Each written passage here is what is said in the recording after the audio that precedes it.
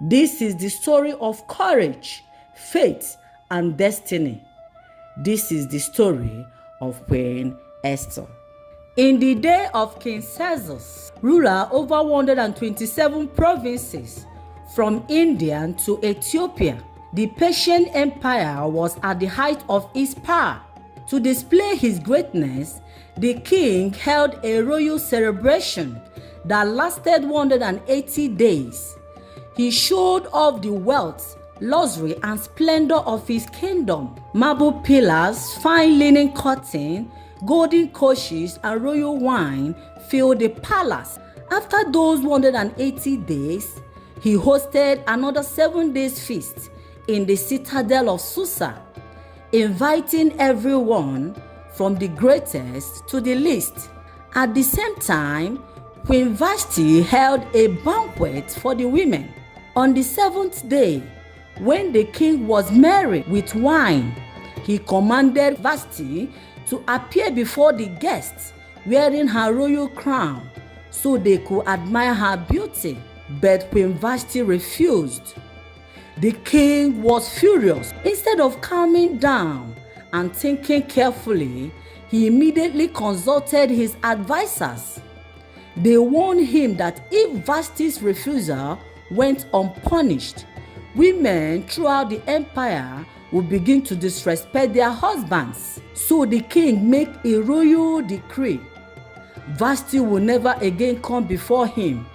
Her royal position will be given to someone else. Letters were sent across all 127 provinces, declaring that every man should rule in his own household. And just like that, the throne was empty. A queen has fallen, and history has shifted. Lesson from chapter 1. Poor decisions are often made when emotions take control. King Xerxes made a permanent decision while angry and influenced by pride. He did not pause. He did not reflect. He reacted. Impulsive decision can create long-term consequences. When emotions rise, wisdom must rise higher. Before making serious decisions, pause, think clearly, seek wise counsel, not advice that fuels your pride. After Queen Vashti was removed, King Xerxes began to miss her. His attendants suggested a search across the empire for beautiful young virgins to be brought to the palace. Among the Jews living in Susa was a young orphan girl named Hadassah, also known as Esther. She had been raised by her cousin Mordecai, who cared for her as his own daughter. When the king's order went out, Esther was taken into the royal palace. She underwent 12 months of preparation with beauty treatments and perfume before meeting the king. Esther listened carefully to Mordecai's instructions and did not reveal that she was Jewish. When her turn came to stand before King Xerxes, she asked for nothing except what was advised, and she found favor in his eyes. The king loved Esther more than all the other women. He placed the royal crown on her head and made her queen instead of Vashti. Later, Mordecai uncovered a plot to assassinate the king. Esther reported it in Mordecai's name, and the king's life was saved. The event was recorded in the royal chronicles. Quietly, God was positioning people. Lesson from chapter 2. God placed Esther on the throne even before the Jews could face the threat of destruction. Before the crisis came, the solution was already in place. No human effort can stop God's plan. God is always in control. He may be placing you in a position today so that when trouble comes tomorrow, you are already prepared to help. Sometimes you don't understand why you are where you are, but God does. He positions before he protects. After these events, King Caesar promoted a man named Haman, the Agagite, giving him a position of great authority. All the royal officials were commanded to bow down to him. Everyone obeyed except Mordecai. Mordecai would not bow. When Haman saw this, he was filled with rage, but his anger did not stop with Mordecai. Instead of targeting one man, he plotted to destroy all the Jews throughout the entire Persian Empire. Why? Haman was an Agagite, a descendant of Agag, king of the Amalekites. The Amalekites were ancient enemies of Israel. Their hatred went back generations. This was not just personal pride, it was inherited hostility. The Jews represented devotion to one true God. They bowed to no human as an object of worship. Haman's pride could not tolerate that, so he manipulated the king, accusing the Jews of being different and disobedient. He offered money to fund their destruction.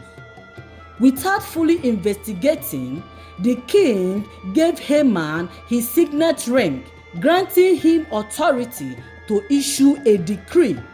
A date was set. An entire people group was marked for destruction, and the empire was thrown into confusion. Lesson from chapter 3. Hatred often grows from pride and prejudice. Haman's anger towards one man became hatred towards an entire nation. His pride blinded him. His prejudice poisoned him. God will judge those who look down on others or allow pride to turn into cruelty. When people reject God's authority, they often try to destroy what represents Him. But even when evil rises, God remains in control. No decree of man can cancel the purpose of God. When Mordecai learned about the decree to destroy the Jews, he tore his clothes, put on sackcloth and ashes, and cried out loudly in the city. Across the empire, the Jewish people mourned. There was fasting, weeping, and great distress. When Esther heard that Mordecai was in mourning at the king's gate, she was deeply troubled. She sent clothes for him to change, but he refused them. Through a messenger, Mordecai explained everything: the decree, the money Haman has promised, and the date set for destruction. He urged Esther to go before the king and plead for her people. But Esther sent back a fearful reply: anyone who approaches the king without being summoned faces death, unless the king extend his golden scepter. And she had not been called to the king for 30 days. Then Mordecai sent a message that would echo through history. Do not think that because you are in the king's house, you alone will escape. If you remain silent at this time, relief and deliverance will arise from another place, but you and your father's house will perish. And who knows whether you have come to the kingdom for such a time as this? Those words changed everything. Esther responded with courage. Go, gather all the Jews in Susa and fast for me. Do not eat or drink for 3 days. I and my attendants will fast as you do. When this is done, I will go to the king, even though it is against the law, and if I perish, I perish. Fear gave way to faith. A queen chose courage, and destiny began to move. Lesson from chapter 4. Esther risked her life by going before the king. Her courageous act gives us a model to follow when facing difficult or dangerous situations. She did not act carelessly. She fasted, she sought God, and she prepared. When you face challenges in life, seek to know what God wants you to do. Then do it confidently, trusting that He will do His part. If I must die, I must die. That was not hopelessness. That was surrender. Trust God, step forward in obedience, and prepare to be surprised by the way He demonstrates His faithfulness. After 3 days of fasting, Esther put on her royal robes and stood in the inner court of the palace. The king saw her, and he extended the golden scepter. Favor replaced fear. The king asked her request, even up to half of the kingdom. But instead of immediately exposing Haman, Esther invited the king and Haman to a banquet. At the banquet, she invited them again for a second feast the next day. Meanwhile, Haman left joyful and proud until he saw Mordecai at the king's gate. Mordecai still refused to bow. Instantly, Haman's happiness turned into rage. Though he has wealth, power, and influence, none of it satisfied him as long as Mordecai stood unbent. Encouraged by his wife and friends, Haman built a massive gallows to hang Mordecai, planning to ask the king for permission in the morning. But while Esther depended on God, Haman depended on pride, and pride was about to destroy him. Lesson from chapter 5. We must always depend on God, but we should avoid two extremes: doing nothing and feeling we must do everything. Esther did not sit back helplessly. She fasted, prepared, prayed, and then acted in faith.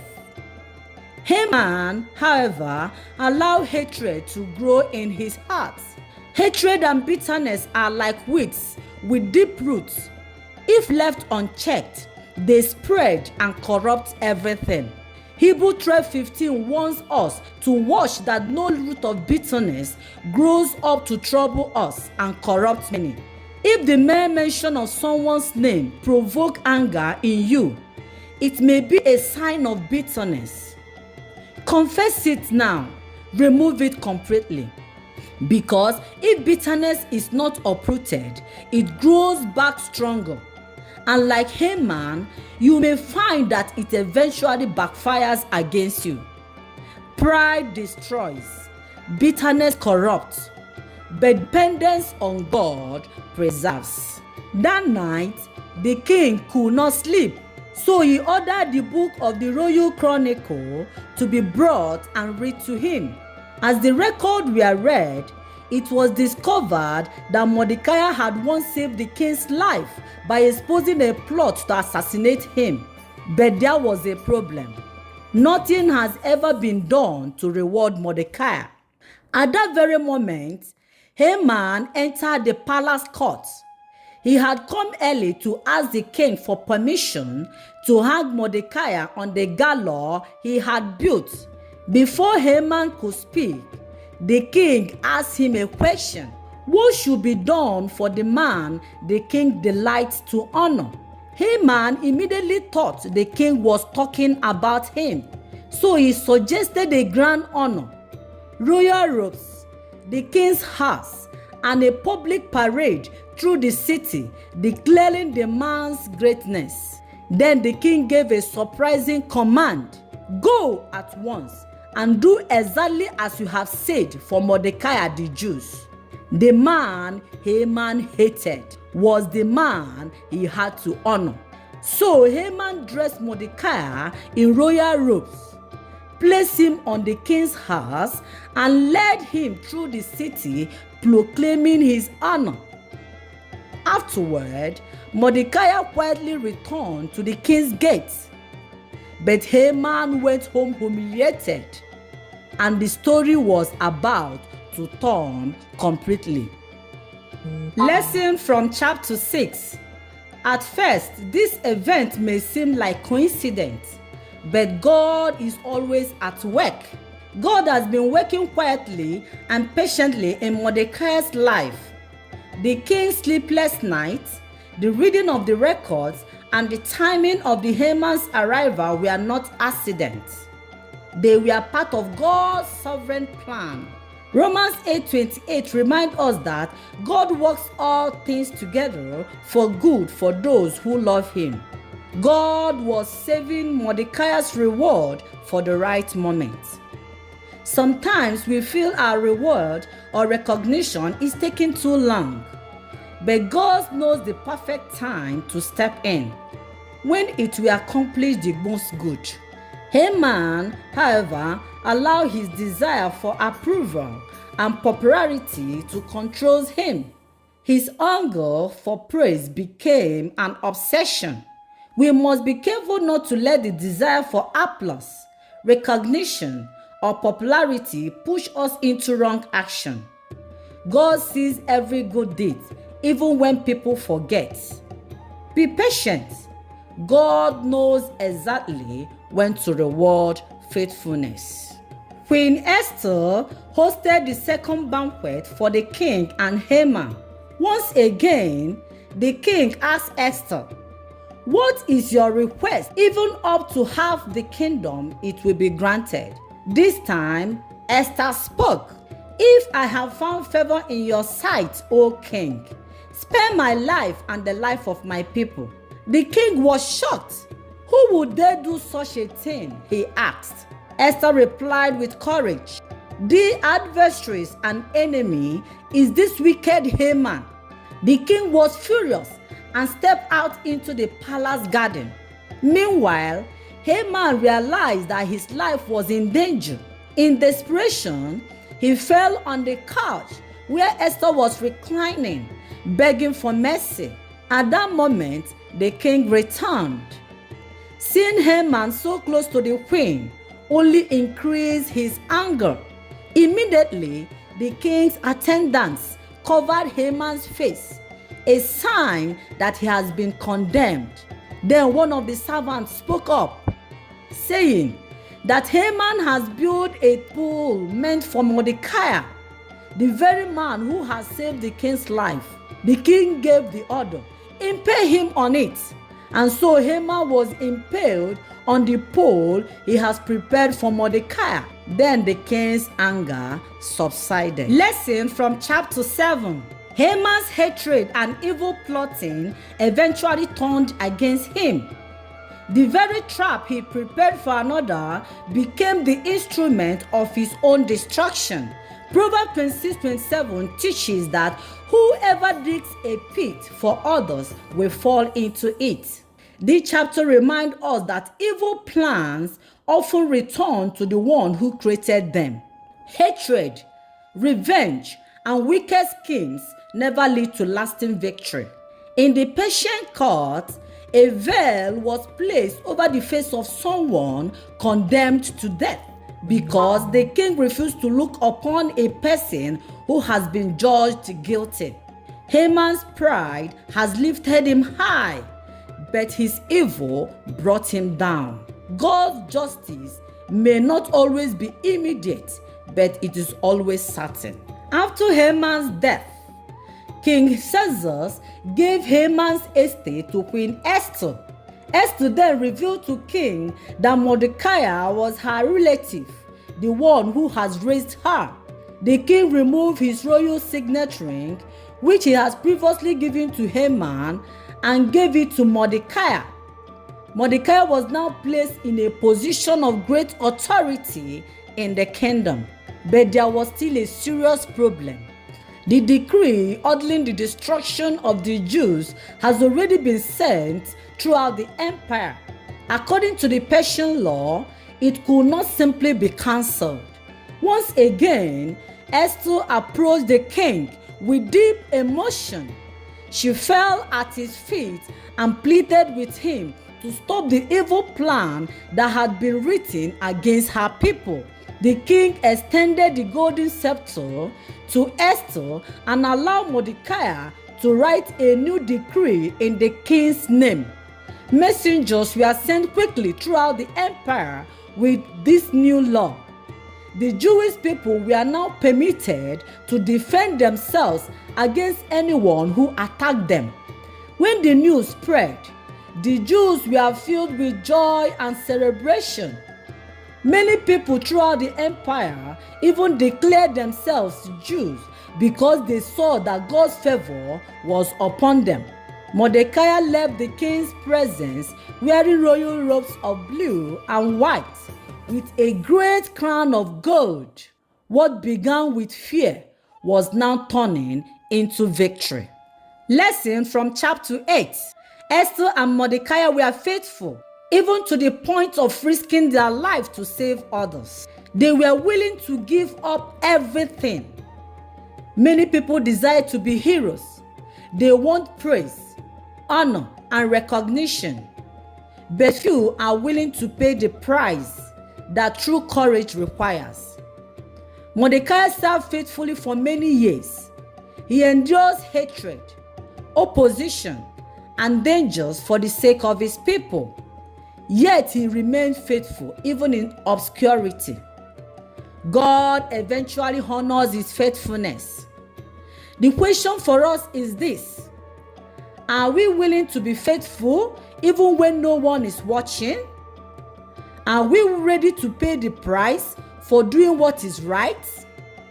Because true faithfulness often begins long before the reward appears. The day that the enemy of the Jews has long waited for finally arrived. They had hoped to destroy God's people, but things did not happen the way they expected. Instead, the Jews defended themselves. With courage and unity, they stood against those who wanted to harm them. In many cities throughout the Persian Empire, fierce battles took place. But something remarkable happened. Although the Jews were given permission to take the possession of their enemies, they refused to do so. Their goals were not revenge. Their desire was not greed. They fought only to protect their lives, their families, and their future. God had turned a day meant for destruction into a day of victory and deliverance. The man who once plotted to destroy them, Haman, was gone. His evil plans had completely failed, and the brave Queen Esther, together with the faithful Mordecai, has helped save their people. Lesson from chapter 9. Sometimes people may plan evil against you, but God is always working behind the scene. Just like Esther, you may find yourself in a position where doing the right thing requires courage. In a time when women were expected to remain silent and stayed in the background, Esther chose courage over fear. He stepped beyond the limit placed on her and risked her life to stand for what was right. Many people want honor, praise, and recognition, but very few are willing to pay the price of bravery, sacrifice, and faithfulness. Esther reminds us that God can use anyone, no matter their background, position, or limitation. All he asks is that we remain willing, courageous, and faithful, because at the right time, God may use you to do something that others are too afraid to even attempt. After the great deliverance of the Jewish people, peace returned to the land. The king of Persia, Ahasuerus, continued to rule over his vast empire. But now, a faithful and a wise man stood beside him. The man was Mordecai, once an ordinary man who sat quietly at the king's gate. Mordecai has risen to become the second highest official in the entire kingdom. He was respected, honored, and loved by his people. Mordecai used his position not for selfish gain, but to work for the good and peace of his people. And the brave Queen Esther, who once risked her life by approaching the king uninvited, became a hero whose courage saved a nation. Through every twist and turns of this story, danger, fear, loss, and victory, one truth becomes very clear. God was at work the whole time. Even when his name was not spoken, his hand was guided events, protecting his people and turning evil plan into victory. Moral lesson. The story of Esther reminds us that God is always working behind the scene. Sometimes the world may seem controlled by evil people. Sometimes situations may look hopeless, but God is still in control. Just as he protected Esther and Mordecai, he also watches over those who trust in him. There may be moments when we do not understand what is happening around us, yet we must continue to trust God, remain faithful, and do what is right. Esther risked her life and became a hero. Mordecai faced the threat of death but rose to a place of great honor. Their story teaches us an important truth. No matter how difficult life becomes, never give up hope, because even when things seem impossible, God is still in control of our world.